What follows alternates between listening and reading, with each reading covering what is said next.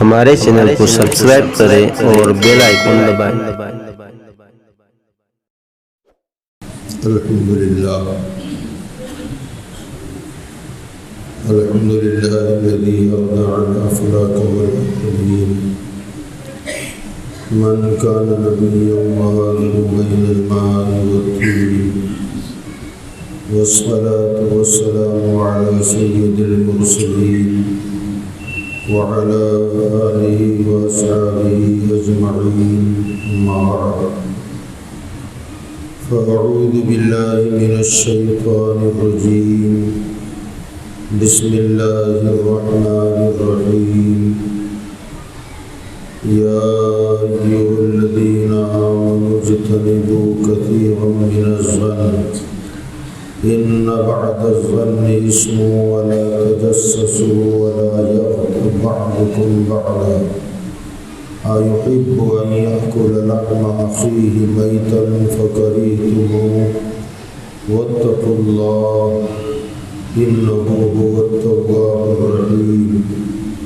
सदक़ल्लाहु मौलानाल अलिय्युल अज़ीम व बल्लग़ना रसूलुहुन नबियुल अमीनुल मतीनुल करीम। मुअज़्ज़ज़ मोहतरम सामईन किराम, अस्सलामु अलैकुम व रहमतुल्लाहि व बरकातुहू।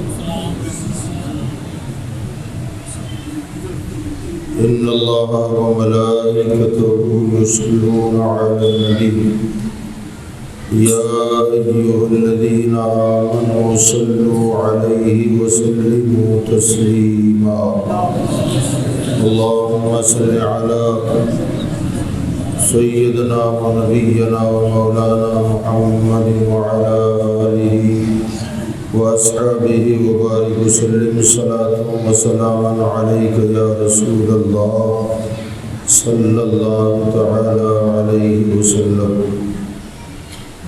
एक मरतबा पूरा मजमा मिल के बुलंद आवाज़ से दुरूद पढ़ें। सल्लल्लाहु अलैहि सल्लल्लाहु अलैहि वसल्लम।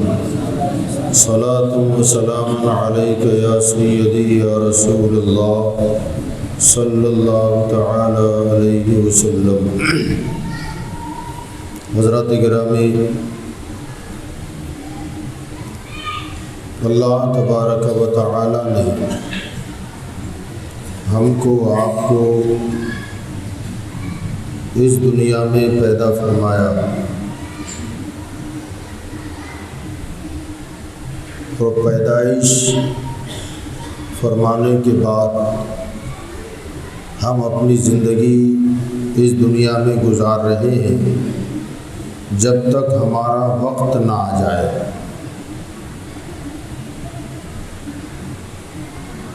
मौत का वक्त आएगा तो कोई भी मौत से बच नहीं सकता। जब दुनिया में आए हैं तो मौत यकीनी है। दुनिया का कोई बड़े से बड़ा इंसान और चाहे जितना बड़ा सरमाएदार हो, मौत से न कोई बच सका है न बच सकेगा। यहाँ सवाल ये पैदा होता है, हमारे जहनों में ख़याल आता है कि अल्लाह तबारक व तआला ने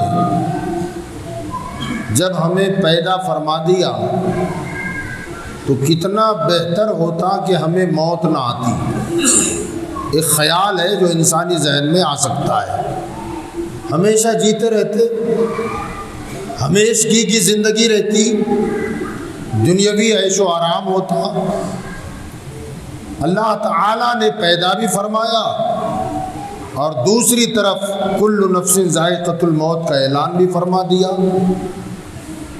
तो जब पैदा फरमाया था या पैदा फरमा दिया है तो कितना बेहतर होता कि हमें मौत ना आती। और जब मौत का खटका रखा ही है तो इससे बेहतर था कि हमें पैदा ही ना फरमाता, हम पैदा ही ना किए जाते ताकि ये मरने के झंझट से तो बच जाते। अल्लाह ताला ने इन दोनों सवालों का जवाब अता फरमाया कि हमने तुम्हारी हयात और मौत क्यों रखी है। अल्लाह कुरान में इरशाद फरमाता है, अल्लज़ी खलक़ल मौत वल हयात लियब्लुवकुम अय्युकुम अहसनु अमला। अल्लाह फरमाता है कि हमने जिंदगी और मौत को इसलिए पैदा फरमाया ताकि तुम्हें आजमाए कि कौन है तुम में से जो जिंदगी और मौत के बीच की जिंदगी में अच्छे अमल लेकर मेरी बारगाह में आता है, अच्छे काम करके मेरे दरबार में आता है। अहसन अमला, फरमाया हमें जो जिंदगी अता फरमाई, पैदाइश हो संभाला तब से लेकर मरने तक, इस दरमियान की जिंदगी में कौन है जो बेहतर बेहतर अमल लेकर के मेरी दरबार में हाजिर हो। और जो बंदा इस मुख्तसर सी जिंदगी में अच्छे काम करके खुदा के दरबार में जाएगा तो अल्लाह तबारक व तआला ने ऐसे बंदों के लिए ऐलान फरमाता है, जब उसकी मौत का वक्त करीब आता है तब अल्लाह के फरिश्ते ऐलान करते हैं, या अय्यतुहन नफ्सुल मुतमइन्ना इरजिई इला रब्बिक रादियतम मरदिया।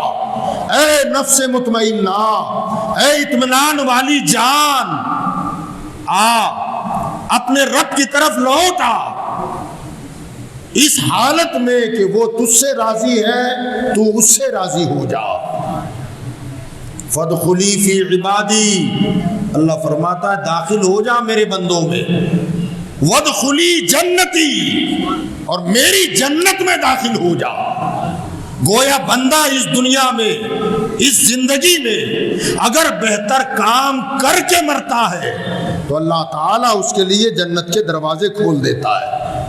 और इसमें काबिल गौर बात यह है कि अल्लाह ताला ने यहाँ जो इरशाद फरमाया, रादियतम मरज़िया फदखुली फी इबादी, आजा मेरे बंदों में दाखिल हो जा। सवाल ये पैदा होता है कि अब तक वो किसका बंदा था? ज़हन हाजिर है आप लोगों का? मैं जब भी यहाँ आता हूँ, थोड़ा मुझे माफ़ कीजिएगा, मगर मैं अपनी दिली कैफियत बयान कर रहा हूँ आपको। आपको शायद जायका जिसको कहते हैं ना तकरीरों का, कुछ सुनने सुनाने का जो लुत्फ़ होता है, उसका रिस्पॉन्स देना, शायद सुनते तो हैं आप अल्हम्दुलिल्लाह, मगर रिस्पॉन्स देना ताकि हमें लगे कि आप कुछ समझ भी रहे हैं। ऐसा लगता है कि सबके सर के ऊपर से जा रही है, या ऐसा लगता है कि बगल में कब्रिस्तान है, तो कोई ऐसा तो नहीं कि हम कब्रिस्तान वालों ही को सुना रहे हैं जी। अगर कुछ समझ में आए तो हूँ हाँ करके हमें एहसास दिलाएं कि हाँ हम समझ भी रहे हैं। दिलाइए, एहसास दिलाएंगे इंशाअल्लाह। बुलंद आवाज़ से बोलिए, और बुलंद आवाज़ से बोलें। थोड़ा जिंदा दिली रखिए ना, है ना।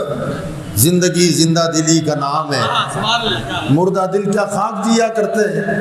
अगर जिंदा इंसान और दिल मुर्दा हो तो फिर वो जिंदा जिंदा ही नहीं है। मगर मर के भी बंदे का दिल अगर जिंदा हो तो वो मरने वाला भी जिंदा है। वो मरने वाला भी जिंदा होता है जिसका दिल जिंदा होता है। तो दिल की ज़िंदगी खाली पंपिंग स्टेशन से नहीं होती है। उसका वो अगर पंप करता रहे तो आदमी जिंदा है, ऐसा कोई ज़रूरी नहीं है। वरना याद रखें कितने लोगों का पंप बंद था मगर फिर भी जिंदा थे। आप जानते हैं हजरत सैयदना जुनैद बगदादी रज़ी अल्लाह ताला, एक मरतबा तबीयत ख़राब हो गई और तबीयत ख़राब होने के बाद एक हकीम को दिखाया गया। तो हकीम ने कहा कि मुझे कारोरा देखना पड़ेगा। कारोरा का मतलब होता है कि पेशाब टेस्ट करना। पेशाब अभी जो टेस्टिंग होती है का पेशाब उनका बोतल में लाओ, मैं चेक करके बताऊं कि बीमारी क्या है। तो हजरत का पेशाब बोतल में बंद करके हकीम को दिखाया गया। तो हकीम ने, जब हकीम ईसाई था, सुनिएगा, हकीम ईसाई मजहब से ताल्लुक़ रखता था, उसने जब कारोरा देखा तो वो कहने लगा ये किसका है पेशाब? तो लोगों ने कहा ये हमारे शेख का पेशाब है, हमारे पीरो मुर्शिद का है। तो कहा आपके पीरो मुर्शिद जिंदा है? तो कहा जिंदा है तभी तो पेशाब लाए। तो कहा ये उस इंसान का पेशाब है जिसका दिल, गुर्दा, कलेजा सब कुछ जल के राख हो चुका है। कहा अगर ये फिर भी जिंदा है तो मैं ईमान लाता हूं कि इस्लाम सच्चा मजहब है। वो मुसलमान हो गया, ईमान ले आया कि जिसका कलेजा जल चुका हो वो आदमी जिंदा कैसे है मेरी समझ से बाहर है। यकीनन ये आदमी जिंदा है मगर दिल जला हुआ है, दिल जला हुआ है। आला हज़रत फाजिल बरेलवी रहमतुल्लाह अलैह फरमाते हैं ना, वो इरशाद फरमाते हैं कि जली जली बू से उसकी पैदा है सोजी से चश्मे इश्क वाला, कबाब आहू में भी न पाया मजा जो दिल के कबाब में है। ये दिल जब जलता है ना मोहब्बत में तो वो कबाब बन जाता है। और दुनियावी एतबार से लगता है कि दिल ख़त्म हो गया है, मगर हकीकत ये है कि वो इंसान हकीकत में ज़िंदा होता है। तो ज़िंदगी जिंदा दिली का नाम है, मुर्दा दिल क्या खाक दिया करते हैं। बहरहाल मैं बता ही रहा था, हम सब किसके बंदे हैं? जो अल्लाह का बंदा है वही बोलेगा, वरना आपको कसम है कोई ना बोले। जो अल्लाह का बंदा है वो बोले। हम किसके बंदे हैं? ये वही ना बात, ये है जिंदा दिली। हम सब अल्लाह के बंदे, मगर अल्लाह ताला अपने नेक बंदों को मौत के वक्त फरमाता है फदखुली फी इबादी, आप मेरे बंदों में दाखिल हो जा। तो मौला अब तक ये किसका बंदा था? हम भी तो तेरे बंदे हैं, सारी दुनिया तेरा बंदा है, और तू मौत के वक्त अपने किसी खास बंदे को कहता मेरे बंदों में दाखिल हो जा। तो मौला ये मुअम्मा क्या है? तो याद रखिएगा, हमारा कहना और है कि हम उसके बंदे हैं, और उसका कहना और है कि तू मेरा बंदा है। समझ गए? सारी दुनिया कहती है हम अल्लाह के बंदे, हम अल्लाह के बंदे, हम अल्लाह के बंदे, मगर कभी तो उधर से आए जवाब कि हाँ तू मेरा बंदा है। आला हज़रत फरमाते हैं कि मैं तो कहा ही चाहूं कि बंदा हूं शाह का, मैं तो कहा ही चाहूं कि बंदा हूं शाह का, पर लुत्फ तब है कह दे वो जनाब हूं। नहीं समझे? हूं समझते हैं ना?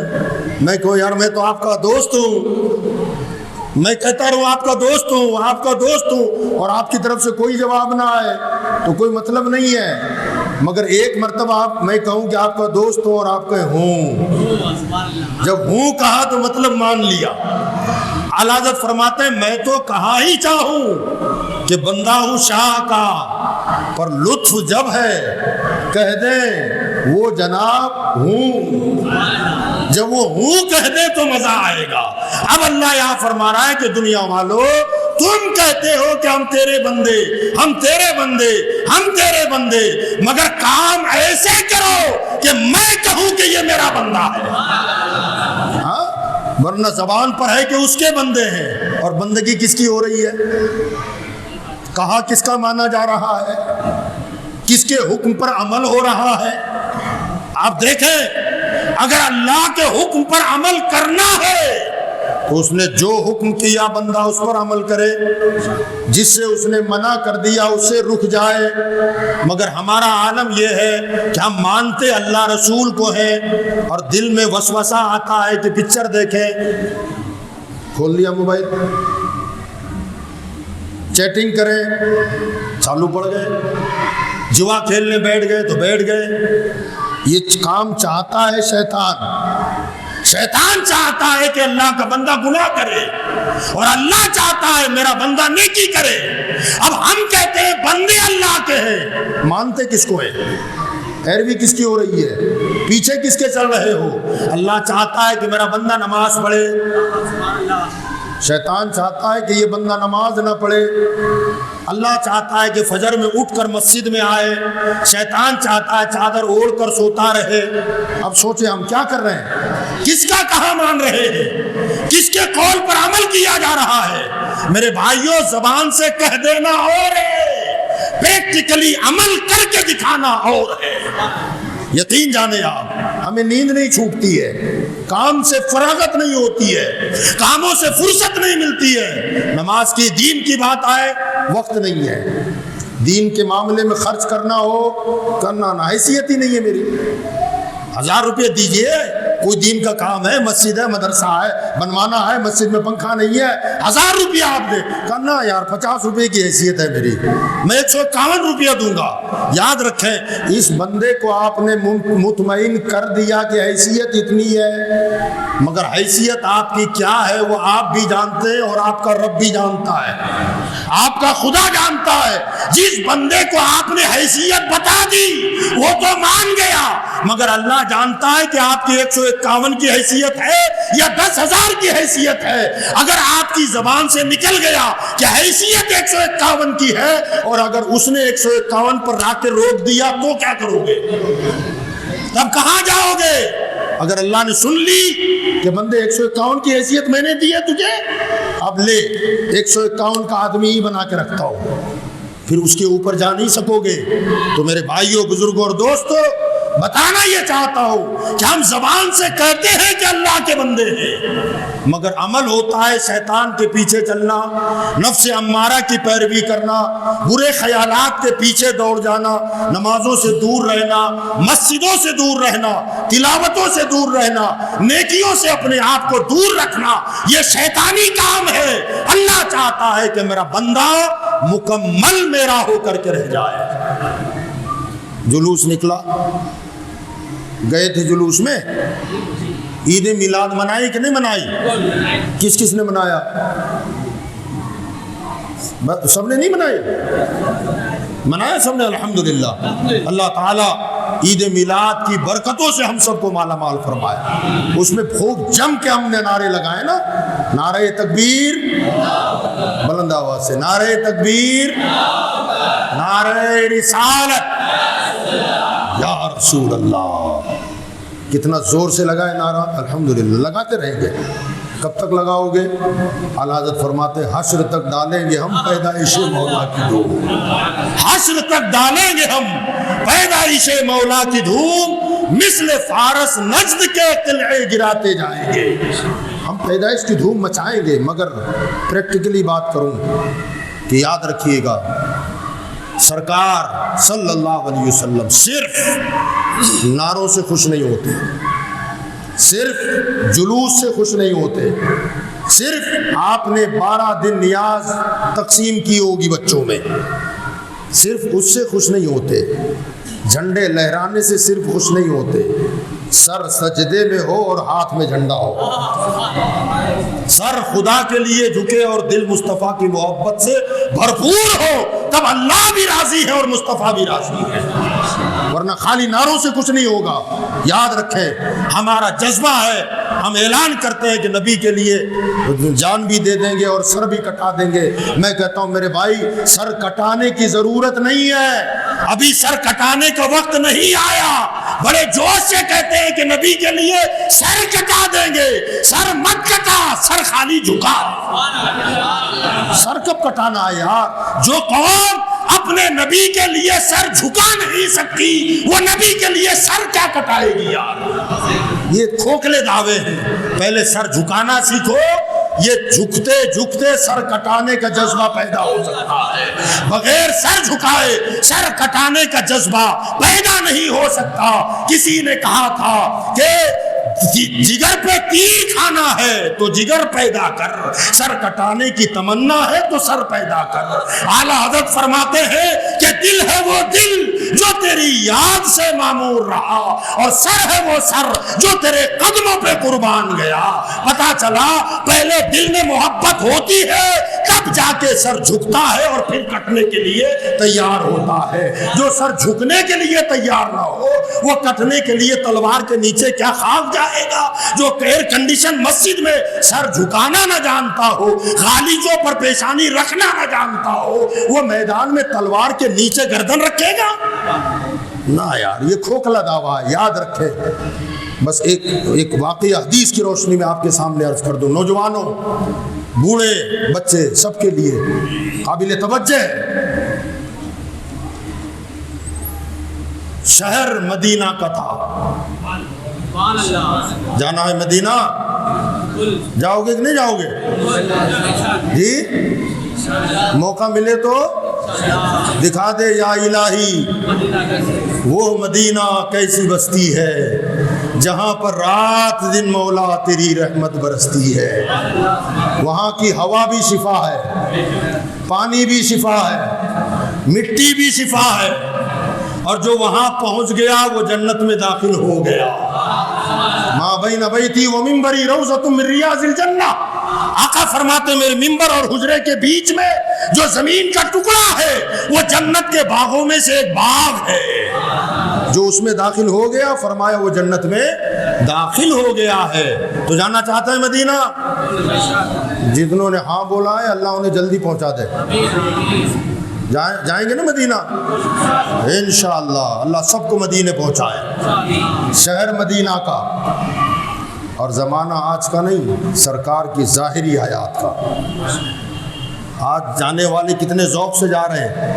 हाँ, कितना महंगा हो गया उम्रा, 1-1 लाख रुपये का उम्रा हो गया है। और हज तो 7-8 लाख में हुआ, मगर फिर भी हाजियों की तादाद घटी बढ़ गई। जाके देखता क्या है? गुम्बद, मीनार, जाली, मस्जिद, मेहराब, मिंबर, इतना देखने इतना तड़पता है।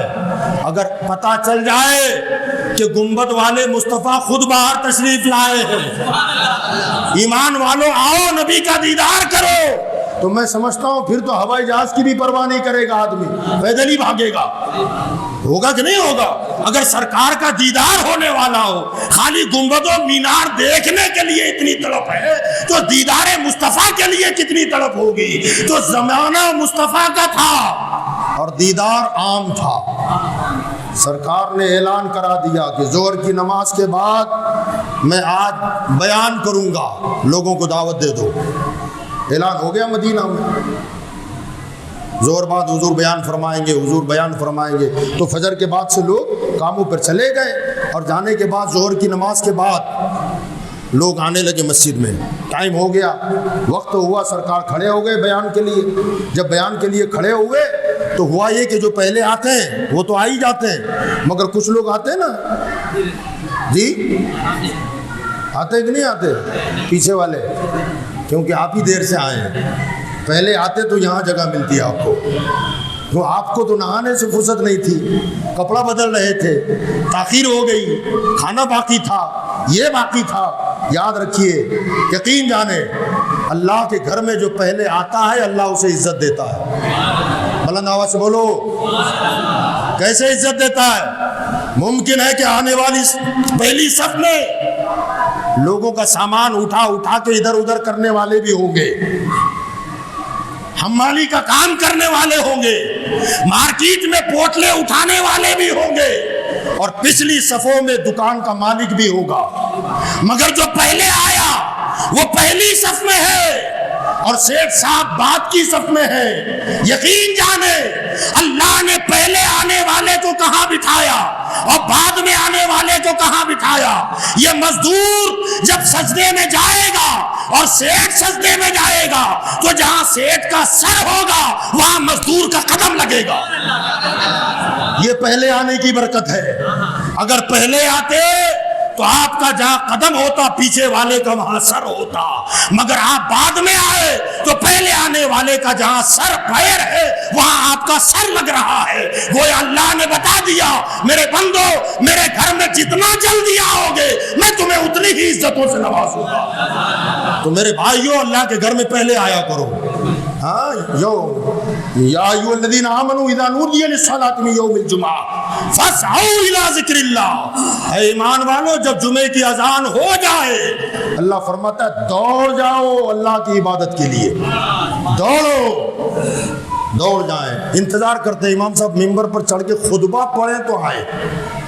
5 मिनट का टाइम तो बाद में रखा ही है ना। ये बात का टाइम किसके लिए है? आप क्या समझते हैं? ये सुस्त और काहिल नमाजियों के लिए है, जो नमाजों में सुस्ती करते हैं ना, जो मौलाना का बयान सुनना ही नहीं चाहते। इमाम साहब खुतबे के लिए चलेंगे तब हम आएंगे। क्या मतलब हुआ कि आपको अल्लाह रसूल का पैगाम सुनना ही नहीं है, इसलिए तो 5 मिनट का टाइम बाद में दिया गया है खुतबे और बयान के बीच में। अगर पहले आते अजान के साथ तो आपकी सुन्नतें हो जाती, अल्लाह रसूल का फरमान ज्यादा सुनने को मिलता। मगर वो ज़ौक़ हमारे पास से ख़त्म हो गया। बहरहाल बता ये रहा था कि सरकार ने ऐलान कर दिया और बयान के लिए खड़े हो गए, आने वाले आ गए। अभी पीछे से लोगों का आने का सिलसिला जारी था। अब जब बाद में आने वाले होते हैं ना, वो गड़बड़ भी ज़्यादा करते हैं कि नहीं करते? उसको कहेंगे ज़रा हटो, जगह दे, उधर किसको ना जगह खाली कर दो, ज़रा पीछे से लोग आने, ज़रा आगे आगे आइए, ज़रा आगे आगे आइए। तो होता यह है कि मजमे में हलचल होती है, बराबर है, मजमे में हलचल होती है। और जिन लोगों का ताल्लुक़ लेक्चर से है, जो प्रोफेसर हैं, टीचर हैं, उनसे आप पूछें कि जब इस तरीके से गुफ्तगू हो और किसी मौजू को, किसी सब्जेक्ट को आप बयान कर रहे हो और बीच में अगर हलचल होने लगे तो लेक्चर देने वाले को डिस्टर्ब होता है, वो अपने मौजू पर मुकम्मल गुफ्तगू कर नहीं पाता, उसका जहन मुंतशिर हो जाता है। बस यही कैफियत सरकार के साथ हो रही थी। सरकार तकरीर फरमा रहे हैं, पीछे से आने वाले आ रहे हैं और हलचल हो रही है। तो सरकार ने देखा कि गड़बड़ी हो रही है मजमे में, तो आपने बुलंद आवाज से इरशाद फरमाया, जो जहां है वहीं बैठे। बस फरमान मुस्तफ़ा का था और सुनने वाले हम जैसे नहीं थे, सहाबा थे। ऐसा सन्नाटा छा गया कि मुहद्दिसीन फरमाते हैं कि ऐसा सन्नाटा कि अगर सुई गिरती तो आवाज पैदा हो जाती, इतना सन्नाटा, सब चुपचाप। अब हुजूर ने तकरीर शुरू कर दी। दोपहर का वक्त था और आप जानते हैं अरब की गर्मी खतरनाक होती है, रेगिस्तान का इलाका। पहले मस्जिद नबवी ज़रा छोटी थी और मस्जिद के बाहर जो बड़ा सा ग्राउंड था, मैदान था, वहाँ पर पूरी रेत बिछी हुई थी। फरमाते इतनी गर्मी थी और इतनी गर्मी में रेत इतनी गर्म कि अगर कच्चा गोश्त रेत पर डालो तो भुन जाए, इतनी गर्म रेत। तकरीर हो गई, सहाबा निकले बाहर, तो आप लोगों ने देखा सहाबा ने कि एक जवान लड़का इतनी गर्म रेत पर चार जानू होकर आराम से बैठा हुआ है, पसीना बह रहा है, रेत इतनी गर्म कि कच्चा गोश्त भुन जाए। बड़ी उम्र के जो सहाबा थे वो आए और आकर डांटने लगे कि तेरा दिमाग खराब हो गया है, मर जाएगा बीमार होके, गर्मी देख, रेत कितनी गर्म है, सूरज आग उगल रहा है। तो उसने सर उठाकर जवान कहता है कि मेरे आका का बयान पूरा हो गया। तो कहा बयान तो पूरा हुआ, यहाँ क्यों बैठा है? तो कहा मैं ऊंट चराने गया था, आने में जरा देर हो गई, ऊंट बांध के आते आते यहाँ पहुंचा था, मेरे कान में मेरे मुस्तफ़ा की आवाज आई, जो जहां है वहीं बैठे। तवज्जो है? फरमाया मैं मोमिन हूं, एक कदम भी आगे बढ़ा देता तो मेरी मोहब्बत में फर्क आ जाता। मैंने यकीन के साथ तय कर लिया कि जब आका ने कह दिया है जो जहां है वहीं बैठे, का खुदा की कसम ये तो गर्म रेत है, अगर जहन्नम भी होता तो यहीं बैठता, मगर हुजूर के फरमान के खिलाफ नहीं करता। ये है मुसलमानों ईमान, ये है अमल। आज हमारे पास खाली नारे रह गए, अमल के मैदान में 0 सन्नाटा हो गया। मेरे भाइयों, अमल की कोशिश करें। नमाजें पढ़ोगे इंशाअल्लाह? बुलंद आवाज से बोलो यार।